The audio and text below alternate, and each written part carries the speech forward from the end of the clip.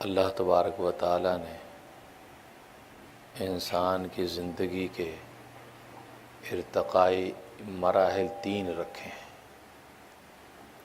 ایک انسان کا بچپن ہے، دوسری انسان کی جوانی ہے، اور تیسرا انسان کا بڑھاپا ہے۔ گویا کہ انسان دنیا کے ان 3 منازل کو طے کرتا ہے۔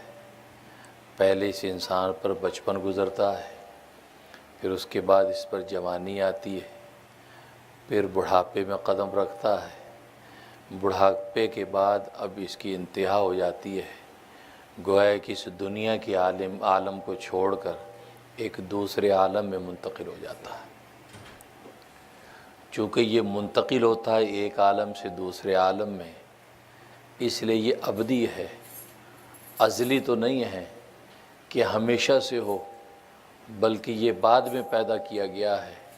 لیکن جب ایک دفعہ وجود پکڑ لیتا ہے تو پھر یہ ابدی ہو جاتا ہے، اب یہ کبھی فنا ہونے والا نہیں ہے۔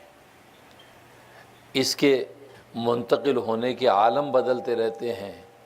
یہ پہلے آدم علیہ السلام کے صلب میں تھا، وہاں سے پھر گویا کہ عالم ارواح سے چلا ہے، آدم علیہ السلام کے صلب میں آیا، ان کے صلب سے پھر باپوں کے صلب میں منتقل ہوا، پھر ماؤں کے رحم میں منتقل ہوا، پھر دنیا کے عالم میں پہنچا، پھر عالم برزخ میں جاتا ہے، عالم برزخ سے عالم آخرت میں جائے گا، عالم آخرت میں پھر جنت یا دوزخ کے اندر ڈال دیا جائے گا، ہمیشہ ہمیشہ یا تو جنت میں رہے گا یا ہمیشہ ہمیشہ جہنم میں رہے گا۔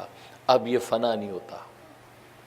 اس لیے اس انسان کو امام غزالی فرماتے ہیں کہ یہ ابدی تو ہے، ازلی نہیں ہے، کیونکہ پہلے سے نہیں ہے۔ تو یہ 3 مراحل انسان کی دنیا میں گزرتے ہیں۔ ایک انسان کا بچپن ہے، دوسرے انسان کی جوانی ہے، اور تیسرا انسان کا بڑھاپا ہے۔